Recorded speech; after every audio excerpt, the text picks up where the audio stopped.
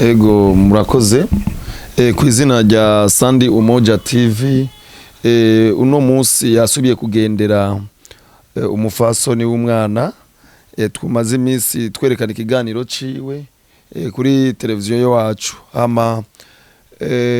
nkuko abantu bakozwe ku mutima n'ibikorwa baravye ingene umwana amerewe n'ibindi aba diaspora bari hanze abarundi bari hanze barashimye kwegeranya akantu gatoyi kugira ngo baze gufata mu mugongo uyu mwana rero ku izina rya Sandi Umoja TV kuri uno munsi tariki 24 z'ukwezi kwa kane ukwezi kwindwi mu 2021 baramutse babagendera basubiye kubagendera kugira ngo babashikirize ako gakemanyi nakandi ka envelope babashikirije ibi byose mubona ni byateranijwe hirya no hino n'aka envelope ngaka ama murakoze cyane n'ikindi kizoboneka mu minsi iri imbere tuzokibashikiriza nkuko dufise umutima wo kwigongwe iyi televiziyo yacu ariyo yiwanyu ifise umutima wo kwigongwe yamigendera abantu hirya no hino izobandanye bagendera kugira ngo bashikirize abarundi bari hanze cyangwa abarundi bari mu gihugu hagati ibashikirize ibikorwa n'abantu ngene bamerewe mu buzima bwabo bwa minsi yose murakoze nakaje muno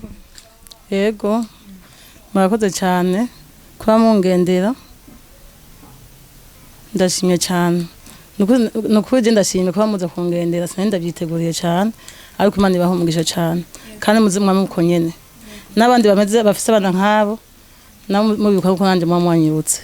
Imana ibaho umugisha cyane murakoze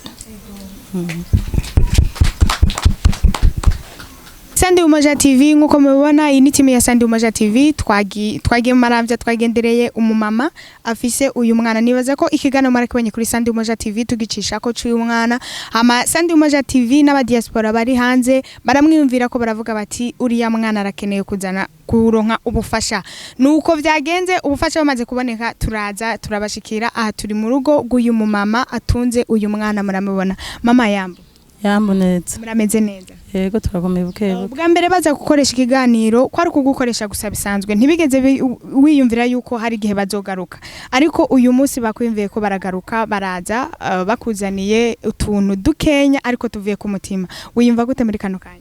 ukuje ndashimye ndanezerewe ku mutima nukuri wonse so ku mutima usameze neza cyane yego nuko ndashimye ndabizi yuko bitakorohera kurera umwana nk'uyu mu bihe nk'ibi umwana wawe nike kintu wumva usaba uwundi muntu uwo ari we wese hano hanze biragoye naho woba ufise amikoro gutunga umwana nta kintu nakimwe akora yirwa yicaye mu nzu urabizi uko ari ibintu babikomeye cyane je nashaka baza baramfasha kuba nta bushobozi mfise kugira ndamurera cenyene twari kumwe n'umu ambassadeur ngaha niwe yaserukiye Sandi Umoja TV umupapa akuze muramubona muramuzi muri Homewood n'ahandi heje mu mafilm atandukanye ndabizi yuko abantu benshi muramuzi mwagize icyumviro vyagenze gute kugira ngo mwiyumvire icyumviro nk'iki mu gihe dusanzwe tutabimenyere ku bantu benshi nubwo bamwe mbona bavyijukiye bagatangura kubikora mukavuga muti uriya mwana arakeneye ubufasha ego twebwe na cyane Sandi Umoja TV yariyumviriye yuko yozera ca hirya no hino ahantu hari ingorane zirababaza hama abafise inguvu ababona ko boshobora bakaza barabifasha biciye muri Sandi Umoja TV ni cyane niyo televiziyo yaje kugira ngo ifasha abarundi umva rero twarashitse mu rugo rw'uyu mumama ikiganiro turagikora hama ubu bakozwe ku mutima n'ico kiganiro bariyumvire baravuga ati akantu dufise gato yereka tugafashishe uyu mwana kugira ngo ejo na hirya yejo tworonka kandi tubandanye tumufasha nkeka no mu minsi iri imbere na cyane dutumye abantu boba bafise umutima w'ikigongwe bofasha uyu mwana na cyane yaba mu buvuzi yaba mu gufungura eka n'ibindi murabona ko umwana atameze neza ari mu bundi buzima tutamenyereye umva rero turatumye abantu n'ukuri yaba mu barundi bari ngaha mu gihugu cyangwa abarundi bari hanze kugira ngo bafashe kugira umwana agira ubuzima nk'ubwo abandi bafise iyi tuyite ko ari vision ya Sandi Umoja TV izoguma ibandanya no vango ni kigo kizoguma kibandanya mubonye n'ahandi hantu hari abantu batamerewe neza mukabafasha cyangwa ni kubera ari uyu mwana gusa iyi ni vision ya Sandi Umoja TV yo gufasha hirya no hino saho nyene murabona kuri kirakora hirya no hino mu gihugu mbere no mu